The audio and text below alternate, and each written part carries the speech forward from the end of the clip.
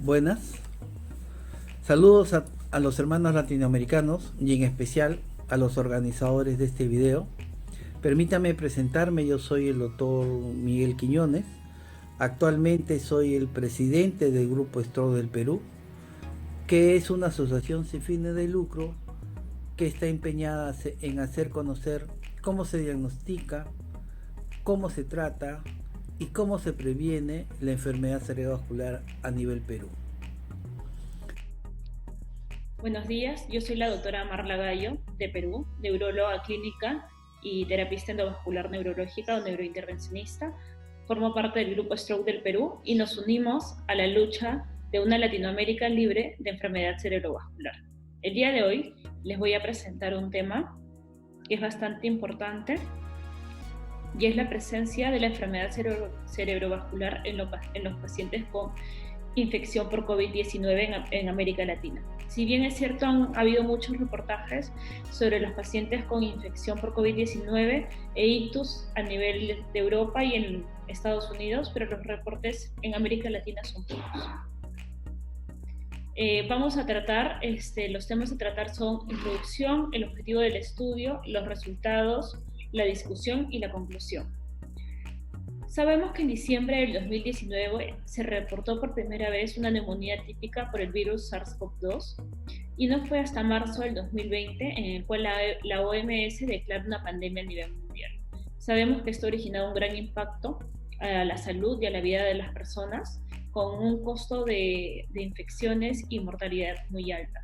A pesar de que el virus es netamente respiratorio, se han reportado complicaciones neurológicas. En un estudio en China se reportaron 34% de complicaciones neurológicas, entre ellas el 2% correspondían a enfermedades cerebrovasculares.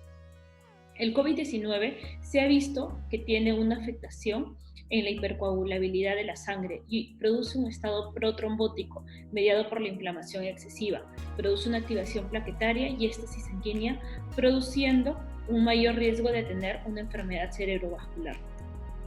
Es una enfermedad de gran vaso la que se ha visto con mayor asociación a los pacientes con infección por COVID-19. Incluso se ha visto que los pacientes con COVID-19 tienen un mayor riesgo de tener una mayor severidad por un infarto. A pesar de que se ha incrementado el riesgo en pacientes COVID-19 de tener un infarto cerebral, los pacientes han disminuido en cuanto al acudir a la emergencia. Se ha visto que ha habido una disminución de los pacientes con infarto en la emergencia, y esto es bastante paradójico, ¿no? Y también se ha visto que hay una gran prolongación de los tiempos de búsqueda y de atención de los pacientes. Y esto se debe básicamente al estado de pandemia en el que hemos estado, por temor de los pacientes y por la falta de información. El objetivo de este estudio es describir las enfermedades cerebrovasculares, tanto isquémicas como hemorrágicas, en países de Latinoamérica en pacientes infectados por COVID-19. La metodología: este es un estudio prospectivo, multicéntrico, se llevó a cabo en Perú, República Dominicana y Ecuador, en dos centros grandes de Perú, de forma pública, en República Dominicana en un lugar y en Ecuador en 4 centros. Los criterios de inclusión básicamente eran pacientes con enfermedad cerebrovascular y COVID-19, tanto por prueba rápida como prueba molecular. En nuestro caso, estamos en un país de Latinoamérica en el cual no se podían realizar pruebas moleculares a todos nuestros pacientes. Muchas veces solamente contábamos con prueba rápida o con alta sospecha por clínica y por tomografía de pulmón. Los criterios de exclusión son pacientes menores de 18 años, hemorragia suprarrenal o que tengan información incompleta.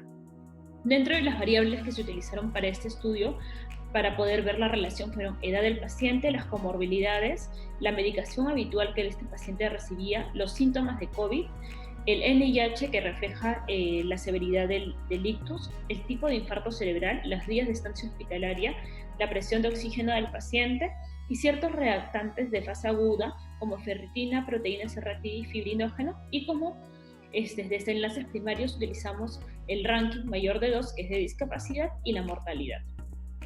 Fue una muestra no probabilística, ya que incluimos a todos los pacientes que ingresaban con un diagnóstico de enfermedad cerebrovascular y una infección por COVID-19.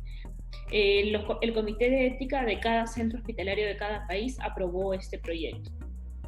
En cuanto a los resultados, dentro de nuestro estudio se incluyeron 51 pacientes, de los cuales 23 correspondían a Perú, 21 de Ecuador y 7 de República Dominicana.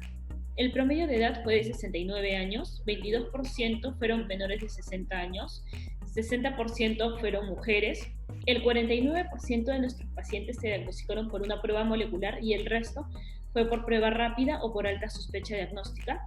Hipertensión fue el antecedente más frecuente de nuestros pacientes y dentro de los síntomas COVID, el 47% presentó disnea, 33% malestar, 31% tos y 22% fiebre. Se han reportado casos en los cuales los pacientes son asintomáticos y presentan como primer síntoma un infarto cerebral al llegar a la emergencia. En nuestro caso, esto se presentó en el 4% de nuestros pacientes. El 4% de estos pacientes llegaron sin ningún síntoma respiratorio y presentaron la enfermedad cerebrovascular como primer síntoma. El tiempo promedio de estancia hospitalaria fue de 17 días. Como observamos, es un tiempo de estancia hospitalaria bastante prolongado, lo cual refleja la severidad de los infartos de estos pacientes. Y el 47% de nuestros pacientes fue a UCI. Dentro de la distribución de la enfermedad cerebrovascular, el 87% correspondió a un ictus isquémico y el 13% a hemorragia cerebral. Vemos con un mayor porcentaje el ictus isquémico como en los estudios. Dentro de los tiempos de inicio de los síntomas hasta acudir al hospital, la mayoría de nuestros pacientes lamentablemente llegó dentro de las 6 a 48 horas, lo cual aleja de la posibilidad de tratamientos de reperfusión, básicamente de la reperfusión endovenosa por lo menos. Solo un 15% de los pacientes llegó dentro de las 6 horas.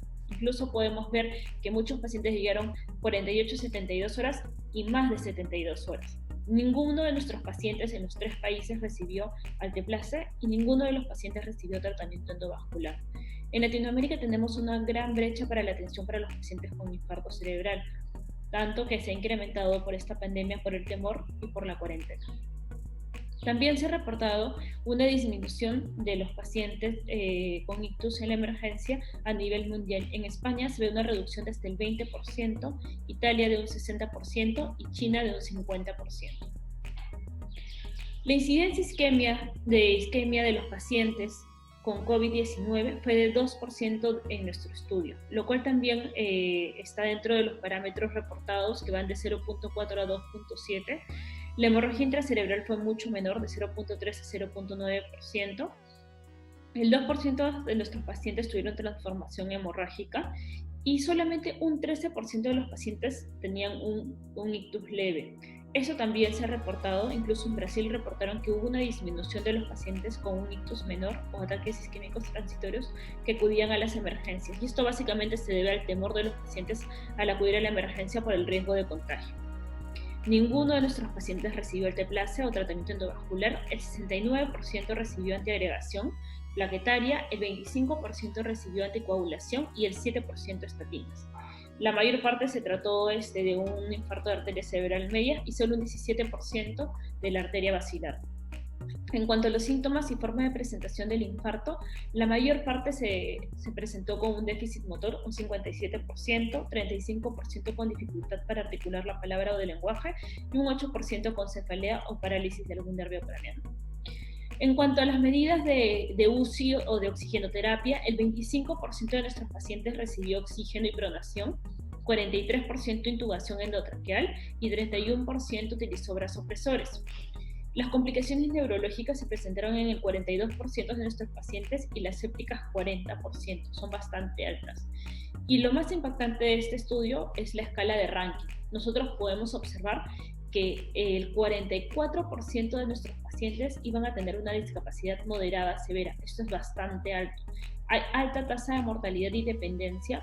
Básicamente se puede ver a que los pacientes no tuvieron ningún tratamiento de repercusión, número 1. Número 2, a las prolongadas búsquedas desde el inicio de los síntomas hasta la búsqueda de la atención. Y número 3, que son asociadas a la infección por el virus COV-2. Así también en este estudio pudimos identificar qué factores se asociaron a un peor pronóstico. Se observó que los pacientes que tenían un bajo PAFI y un bajo fibrinógeno se asociaban a un peor pronóstico y a mortalidad, y los pacientes que tenían incrementada la ferritina y la proteína C reactiva tenían un peor pronóstico. Hay que recordar que el ictus es una emergencia médica y no puede despreocuparse durante la pandemia. Hay que priorizar los pacientes que tengan infarto cerebral y que sean candidatos a reperfusión. Y también hay que priorizar a aquellos pacientes que están severamente afectados y que se hayan beneficiado de una unidad de cuidados intensivos. En Latinoamérica tenemos que tener una red de atención, establecer protocolos, educar al público para el reconocimiento de los síntomas. Como conclusión de este estudio tenemos que la mortalidad y la discapacidad en pacientes con ictus y COVID-19 es bastante alta en Latinoamérica. Los reactantes proinflamatorios como la ferritina, la proteína C reactiva y una disminución de fibrinógeno se asocia a pacientes que van con un peor pronóstico. Muchas gracias. Soy la doctora Marla Gallo. Me pueden hacer llegar cualquier una de sus consultas a mi correo electrónico. Y muchas gracias por la invitación. El Grupo Stroke se une por una Latinoamérica libre de enfermedad cerebrovascular.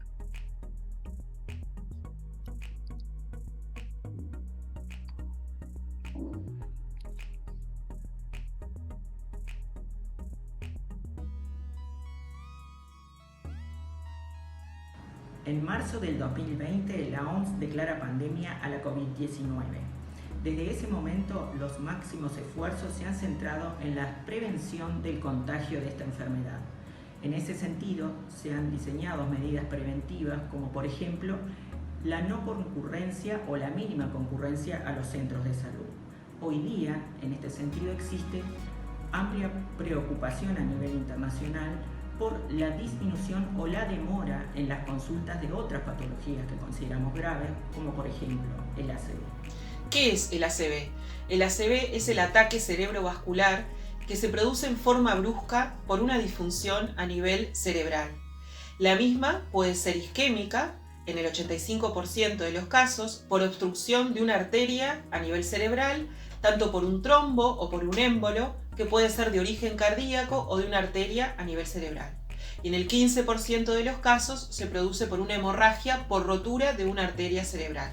El ACV es una importante causa de mortalidad a nivel internacional, primera de discapacidad y segunda de demencia. Hay factores que favorecen la aparición de un ACV, como por ejemplo la hipertensión, la diabetes, el colesterol y el tabaquismo. Es a través del control de estos factores de riesgo que podemos prevenir un ACV, por lo cual es de suma importancia la continuidad del tratamiento indicado por su médico para el control de los mismos. La COVID-19 favorece la trombosis, sobre todo en los estadios graves. Es importante la identificación de los síntomas de una forma rápida, como por ejemplo la pérdida de fuerza de la cara, el brazo o la pierna, especialmente si es de un lado del cuerpo. Confusión repentina, problemas en el habla o la comprensión de lo que le dicen. Pérdida de visión en uno o en ambos ojos. Dificultad repentina para caminar, mareos o pérdida del equilibrio. Dolor de cabeza fuerte, repentino y sin causa aparente. Trastorno de la sensibilidad, sensación de hormigueo de un lado de la cara, brazo o pierna. El ACV isquémico tiene tratamiento que puede revertir los síntomas si este se realiza en las primeras horas de inicio del cuadro. Es importante que identifiques los síntomas y recurras o busques asistencia médica inmediata. El éxito de los tratamientos que disponemos es tiempo dependiente. Cada minuto que pasa se pierden millones de neuronas, por lo tanto cada minuto cuenta. Por eso decimos, tiempo es cerebro. Recuerda, en tiempos de pandemia, el ACV no se queda en casa.